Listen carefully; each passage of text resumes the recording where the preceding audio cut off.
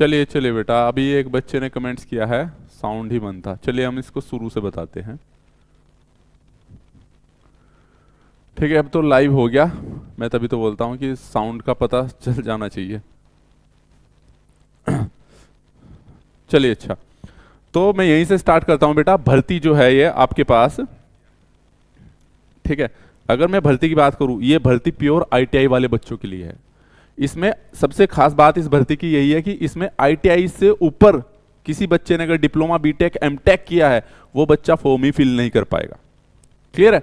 वो फॉर्म ही फिल नहीं कर पाएगा, क्योंकि इन्होंने साफ साफ इस शब्दों में लिखा है कि भाई किसी के पास हायर क्वालिफिकेशन है उसका एफिडेविट उसको देना पड़ेगा। बहुत से बच्चे ऐसा करते हैं कि झूठ लिख देते हैं कि आईटीआई तो है, डिप्लोमा भी बीटेक भी है, लेकिन उसने आईटीआई ही दिखाई है। तो ऐसा नहीं चलेगा। उन्होंने बोला है कि चाहे हमें बाद में पता चले, कैसे भी पता चले, तो बच्चे का फॉर्म रिजेक्ट हो जाएगा, और अगर उसने झूठ बोल के सर्विस पा भी ली तो उसे टर्मिनेट कर दिया जाएगा। तो इस चीज का आप लोग ध्यान रखना भाई। ठीक है, क्लियर है? अब तो सही आ रहा भाई? ठीक है सुख जिंदर जी, अब आ रहा है साउंड? क्लियर है? चलिए ठीक है, साउंड का वो बनता। तो बेटा पावर ग्रिड की वैकेंसी है ये। ठीक है, इसमें अलग अलग रीजन में जहां से आप बिलोंग करते हो, नॉर्थर्न रीजन से या नॉर्थर्न रीजन सेकंड से, ये इसमें दे रखा Delhi, Rajasthan, part of Uttar Pradesh, part of Haryana और पार्ट ऑफ उत्तराखंड। तो ये वो लोकेशन है जहां से आप भर सकते हो, जहां से आपकी कन्वीनियंस लग रही है, आप लोगों को कन्वीनियंस लग रहा है। ठीक है, और नॉर्थर्न रीजन है हिमाचल प्रदेश, ये eastern region, northern region, south region, जिस जहां से आप बिलोंग करते हो, जहां से आपको इजी पड़ रहा है, वहां से आप इसको फॉर्म को फिल कर सकते हो। ठीक है, तो ये अपनी कन्वीनियंस के हिसाब से आप भर लोगे बेटा। अब आते हैं इनकी भर्ती की बारी, कि भर्तियां कितनी कितनी हैं आपके पास। तो देखा जाए तो नॉर्थर्न रीजन में टोटल 15 है, नॉर्थर्न रीजन में टोटल 203 वैकेंसी है बेटा, अलग अलग रीजन में। ठीक है, ये कैटेगरी वाइज है, अनरिजर्व की इतनी, ईवीएस की इतनी, ओबीसी की इतनी, एससी एसटी। ठीक है, ये सब कैटेगरी की भर्तियां हैं। अब आते हैं इसके इंपॉर्टेंट पॉइंट पे। इंपॉर्टेंट पॉइंट क्या है इसका? ये है जॉब डिस्क्रिप्शन। ठीक है, इसमें क्वालिफिकेशन मांग रखी है, देखो क्या बोला इसने, ये मेन चीज है क्वालिफिकेशन का ना इसको।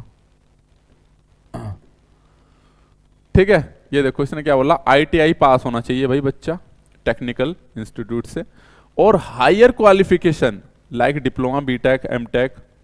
ठीक है, ये वाली क्वालिफिकेशन आपकी, इसमें लिखा विद और विदाउट आईटीआई, चाहे आईटीआई के साथ हो चाहे आईटीआई के बाद हो भाई, ये कंसीडर नहीं की जाएगी। ठीक है, ये कंसीडर नहीं की जाएगी, चाहे कुछ भी हो जाए आपके पास। और इसका बॉन्ड भी भरवा रहे हैं कि भाई अगर आपके पास बाद में आपने झूठ बोल के, क्या आपने आईटीआई दिखाया फॉर्म भरते टाइम, डिप्लोमा और वो बीटेक नहीं दिखाया, उस केस में क्या होगा? उस केस में वो एफिडेविट बॉन्ड भरवा रहे हैं कि भाई तुम्हारे पास डिप्लोमा बीटेक एमटेक नहीं होनी चाहिए। क्लियर है? अगर ऐसा पाया जाता है तो उसको वहीं से टर्मिनेट कर दिया जाएगा। क्लियर है? तो चलिए, एज इसकी बेटा क्या है, पर एज है आपके पास 27 साल। ठीक है, और ये क्या नाम है, 12/12/2023 तक रहनी चाहिए। ठीक है, अपर एज है यानी कि मैक्सिमम उम्र है। ठीक है, जो आपकी इससे ज्यादा। और ये आपके पास स्टाइपेंड है आपके पास during the training period, training period में आपको इतना मिलेगा। ठीक है, और बेसिक पे जब आप रेगुलर हो जाओगे तो रेगुलराइजेशन पे कितना मिल जाएगा, 21,500 से ठीक है 74,000 के बीच 3% बढ़ता जाता रहेगा आपके पास ये। ठीक है, ये एचआरए सर्विस एग्रीमेंट बॉन्ड है। बॉन्ड का बता दूं मैं यहाँ पे, अगर कोई बच्चा सेलेक्ट होता है तो वो बॉन्ड भरेगा 1,25,000 का जनरल कैटेगरी का, ओबीसी का ईबीएस का 62,500 भरेगा। ठीक है, ठीक है, और एससी एसटी पीडब्ल्यूडी के लिए serving corporation for minimum period 3 years के लिए after completion training successfully, training पूरी होने के बाद उसको 3 साल वो देना ही पड़ेगा, 3 साल। बाकी जो आपके लिए ये 1,25,000 है, ओबीसी के लिए 62,500, यानी कि इतना बॉन्ड भरे जाएगा इनकेस आप छोड़ते हो तो। ठीक है, चलिए भाई, एप्लीकेशन फीस है बेटा नॉन रिफंडेबल 200 रुपये है। ठीक है, और ये एससी एसटी और पीडब्ल्यूडी के लिए जो आपकी फीस है वो कैंसिल है, मतलब कि माफ है। ठीक है, हिंदी में बताए तो आपको। ठीक है, candidates advise to go to the instruction of payment fee on time. तो बेटा वो आप बाकी इंस्ट्रक्शन उस पर जाके पढ़ सकते हो। रिलैक्सेशन कंसेशन आपको पता ही है, एज और कैटेगरी के हिसाब से रहता है आपके पास। ओबीसी को 3 साल का है, एससी एसटी को 5 साल का है, ठीक है। लेकिन इन्होंने बोला for the post reserve respective category, कहने का मतलब ये जो छूट मिलेगी आपको, अगर आप कैटेगरी में ही मिलेगी। अगर आप जर्नल का भर रहे हो, जर्नल की उसमें आ रहे हो, तो आपको ये नहीं मिलेगी, अगर आप जर्नल में क्वालिफाई कर रहे हो तो, ठीक है। तो देन नहीं मिलेगी। अगर आपने मान लो काफ़ी बच्चों को कंफ्यूज भी रहता है कि सर कि जर्नल में भरेंगे जर्नल की सीट मिलेगी, तो रिजर्वेशन का मैं बता दूं, अगर आप फॉर्म भरते टाइम कोई छूट लेते हो, मान लो आपने एससी या एसटी की फॉर्म में छूट ली, एज भरने एज में आपकी उम्र क्या नाम है 27 मांग रखी, 5 की छूट मिलके 32, आपकी एज है 30 साल, तो बेटा आप चाहे सबसे टॉपर हो, लेकिन आपको जो सीट मिलेगी वो कैटेगरी में मिलेगी, ना कि जर्नल में। लेकिन अगर आपकी एज 25 साल है और आप टॉपर में आ रहे हो, तो देन आपको वो जर्नल में काउंट होगा। यानी कि अगर आप जर्नल का क्राइटेरिया रख रहे होंगे फॉर्म भरते टाइम, तो ही जर्नल में काउंट हो गया आप, ठीक है। तो आप फॉर्म भरते टाइम अगर किसी प्रकार की छूट लेते हो, ठीक है, तो फोन आ गया, ठीक है। तो हाँ, कहाँ था मैं यार, फोन थोड़ा डिस्टर्ब कर ही देते हैं बीच में ना, किसी का भी आ जाए। तो छूट लेते हो तो आप कैटेगरी में ही कंसीडर हो जाओगे। मान लो ओबीसी वाला 3 साल में, तो वो ओबीसी सीट पे ही भरेगा फॉर्म, ओबीसी सीट ही मिलेगी बेटा इसमें, ठीक है। तो ये आपके पास है, कास्ट सर्टिफिकेट देना पड़ेगा हर एक को, जो सर्टिफिकेट है ईवीएस को आपको लेटेस्ट ईवीएस सर्टिफिकेट देना पड़ेगा, ओबीसी वालों को ओबीसी नॉन क्रीमी लेयर का देना पड़ेगा, तो बेटा आपको सर्टिफिकेट देने पड़ेंगे। अब आ जाते हैं सिलेक्शन प्रोसेस पे, किसका सिलेक्शन प्रोसेस क्या रहने वाला है, ठीक है। सिलेक्शन प्रोसेस में भाई इसका 2 घंटे का टेस्ट होगा, ऑब्जेक्टिव टाइप होगा। हर एक क्वेश्चन क्या है यहाँ पे, हर एक क्वेश्चन का ऑप्शन 4 ऑप्शन होंगे, ठीक है। और पार्ट 1 में टेक्निकल नॉलेज होगी, जो कि 120 नंबर की होगी। कितने की? 120 नंबर का होगा टेक्निकल पार्ट आपके पास, ठीक है, जो आपकी आईटीआई की ट्रेड का है। और एक होगा एप्टीट्यूड टेस्ट, जो कि 50 का। तो टोटल हो गया आपका 170 नंबर का पेपर भाई, ठीक है। हर एक क्वेश्चन में 1 मार्क्स होगा, ठीक है। और रॉन्ग आंसर पे 1/4 मार्क्स कम होगा, यानी कि कितना आपके 1/4 यानी कि 0.25 मार्क्स कम होगा। क्लियर है? तो अब इसमें क्या है आपके पास, ये पता चल गया कितना वो होगा। अब बेटा ये दे रखा है इसने, जो टीकेटी का मतलब टेक्निकल नॉलेज टेस्ट, और एटी का मतलब एप्टीट्यूड टेस्ट। तो इसमें जो क्वेश्चन आएंगे इलेक्ट्रीशियन से आएंगे आपके पास ना, इलेक्ट्रीशियन ट्रेड से, ठीक है। जितने भी आपके पास सर आईटीआई टीचर की वैकेंसी कब तक आएगी, प्लीज रिप्लाई।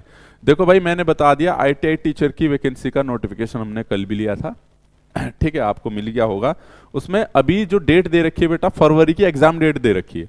तो आप एग्जाम डेट का मान के चलो, नोटिफिकेशन आने वाला होगा। जेई का भी केवल 1-1.5 महीना पहले ही आया, उन्होंने एग्जाम डेट पहले ही दे दी थी।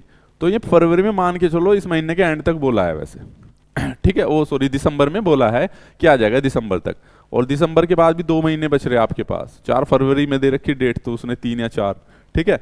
तो ये मान के चलो आप कि क्या नाम है, कभी भी आ सकते हैं, लेकिन तैयारी तो आपको अभी से करनी पड़ेगी भाई उसकी। ऐसा थोड़ी है कि आप फटाफट 1 दिन में ही कर दोगे या 1 महीने में कर दोगे, ठीक है। तो मैंने बता दिया जो एप्टीट्यूड टेस्ट होगा उसमें क्या आएगा, general English, reasoning, quantity aptitude, ठीक है, और जनरल अवेयरनेस। तो बेटा ये सारी चीजें आएंगी। क्लियर है? ठीक है। और टेस्ट क्वालिफाइंग क्राइटेरिया क्या रहेगा आपके पास, जो अनरिजर्व है, यानी कि जो अनरिजर्व बच्चे उन्हें 40% ना वो लाना पड़ेगा। और रिजर्व वैकेंसी के लिए अनरिजर्व हो या ईवीएस वाले जो बच्चे होंगे 40% तो उनके नंबर होने चाहिए, ठीक है, टोटल में। और रिजर्व कैटेगरी के लिए 30% मिनिमम नंबर होने चाहिए, ठीक है। क्लियर है भाई? और trade test will be qualified, nature of qualifying marks test shall be 40%, और अनरिजर्व के लिए, और 30% किसके लिए, रिजर्व कैटेगरी के। If the post reserve for respective category in respective region trade test shall not be carry weightage in final merit. अगर आप भाई ये क्या नाम है इतने मार्क्स नहीं लाते हो, भले ही आप कैटेगरी में सीटें खाली रह जाए, कहीं पे भी खाली रह जाए, ठीक है, अगर आप क्वालिफाई नहीं कर रहे तो आपको कोई भी सीट में कोई भी सीट अलॉट नहीं होगी। ठीक है, ये आपके टेस्ट सेंटर है बेटा, दिल्ली, जम्मू, लखनऊ, पटना, अपने अकॉर्डिंग भर सकते हो आप, जो भी आपके आसपास लगता है। हाउ टू अप्लाई, इसकी साइट पे जाओगे, सिंगल डे सिंगल सेशन पे। ठीक है, ये अप्लाई करके एक दिन फॉर्म बता देंगे, फॉर्म इस पे भी एक वीडियोस बना देंगे ताकि कैसे अप्लाई करना है बेटा। आपके पास डॉक्यूमेंटेशन होने चाहिए, ये आपके फोटोग्राफ्स है 50 KB के होने चाहिए, सिग्नेचर 50 KB का होना चाहिए सिग्नेचर। ठीक है, और ये क्या है, date of birth proof, matric, ये 3 MB, ये qualification ITI along with marksheet 10 MB की PDF ये PDF में होनी चाहिए। ये सब दे रखा है, कौन सा PDF में कौन सा डॉक्यूमेंट्स उसमें होगा आपके पास। क्लियर है? अब ये है भाई एलिजिबिलिटी, आपके पास ये क्या है, आपके पास रिक्रूटमेंट, ये इलेक्ट्रीशियन का है। अब देखो इसमें क्या है बेटा, इसमें जो सबसे इंपॉर्टेंट पॉइंट है, देखो मैं बता दूं, जो सबसे इंपॉर्टेंट पॉइंट है, पॉइंट नंबर 8 जो ऊपर भी मेंशन था, इसमें क्या मेंशन था कि higher qualification like diploma, BTech, BE, MTech etcetera, या कोई भी विद और without ITI is not allowed for the post of junior technician. ठीक है, that is candidate should not be possess higher qualification like diploma, BTech, BE, MTech या ME till date joining of candidates.